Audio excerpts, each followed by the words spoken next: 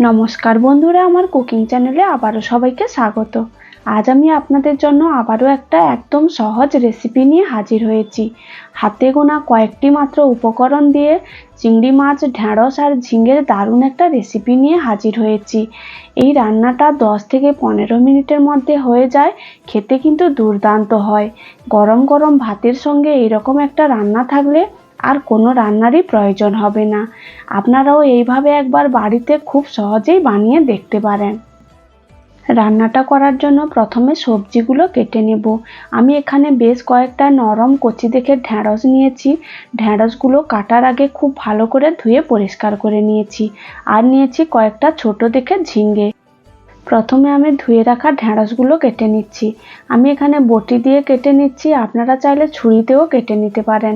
ঢেঁড়সগুলো সাইজে একটু বড় লম্বা, তাই আমি 3 টুকরো করে নিচ্ছি। আপনারা ছোট সাইজের ঢেঁড়স হলে 2 টুকরো করে নেবেন। সবগুলো ঢেঁড়স আমি এইভাবে কেটে এক সাইডে রেখে দেব। প্রথমে আমি ঢেঁড়সগুলো কেটে নিয়েছি, তারপর ঝিঙেগুলো কেটে নেব। খুব ভালো করে ছিলে পরিষ্কার করে ঝিঙেগুলো 4 টুকরো করে নেব। এই রান্নাটা করার জন্য একদম নরম কচি দেখে ঝিঙে নিতে হবে। ঝিঙেগুলো একটু বড় বড় করে কাটতে হবে, রান্নার পর এমনিতেই ঝিঙেগুলো নরম গলে যাবে। সবগুলো ঝিঙে আমার কাটা হয়ে গেছে। এরপর ধুয়ে পরিষ্কার করে জল ঝরিয়ে নেব।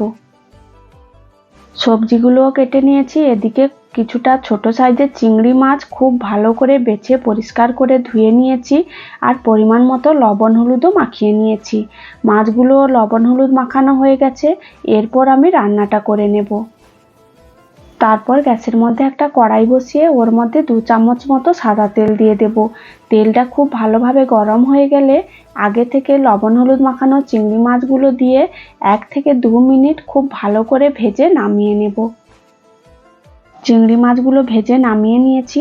ওই তেলের মধ্যে কেটে রাখা ঢেঁড়স আর ঝিঙেগুলো দিয়ে অল্প একটু লবণ আর হলুদ দিয়ে খুব ভালোভাবে মিশিয়ে নেব।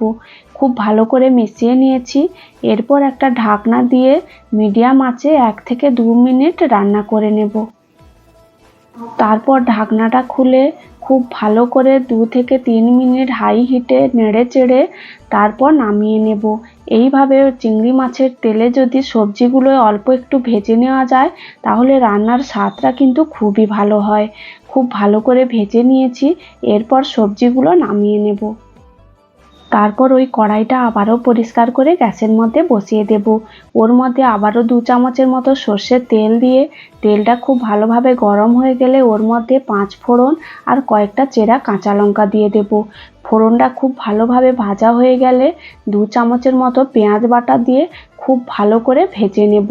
পেঁয়াজটা একদম লাল লাল করে ভেজে নেব। পেঁয়াজগুলো 2 মিনিটের মতো খুব ভালো করে ভেজে নেওয়ার পর এর মধ্যে আমি অল্প একটু হলুদ আর লঙ্কার গুঁড়ো দিয়েছিলাম। এটা ভিডিও করতে ভুলে গেছি। তারপর ভেজে রাখা সবজিগুলো এর মধ্যে দিয়ে দেব। সবজিগুলো মশলার সঙ্গে 1 থেকে 2 মিনিট খুব ভালো করে কষিয়ে নেব। তারপর এর মধ্যে দিয়ে দেব ভেজে রাখা চিংড়ি মাছগুলো। চিংড়ি মাছগুলো দিয়ে সব কিছু খুব ভালো করে 2 মিনিটের মতো আবারও কষিয়ে নেব। মশলার সঙ্গে সবজি চিংড়ি মাছগুলো খুব ভালো করে কষিয়ে নিয়েছি। তেল ছেড়ে এসেছে। এই সময় দিয়ে দেব 2 চামচের মতো সর্ষে কাঁচা লঙ্কা বাটা। এগুলো দিয়ে আবারও সবজির সঙ্গে খুব ভালো করে 1 মিনিটের মতো মিশিয়ে নেব। মশলার সঙ্গে সবজিগুলো খুব ভালো করে কষিয়ে নিয়েছি।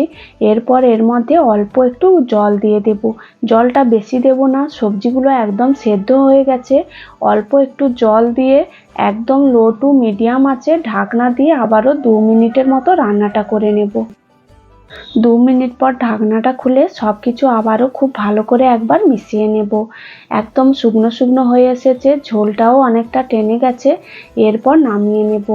এখানে দেখলেই বুঝতে পারবেন রান্নাটা কত সুন্দর হয়েছে। এইভাবে আপনারাও একবার বাড়িতে বানিয়ে দেখতে পারেন, খেতে কিন্তু অপূর্ব হয়। এখন তো বাজারে প্রচুর পরিমাণে চিংড়ি মাছ পাওয়া যাচ্ছে। চিংড়ি মাছের দামও কম। চিংড়ি মাছ দিয়ে এই রান্নাটা একবার করে দেখতে পারেন, খেতে কিন্তু খুবই ভালো লাগবে।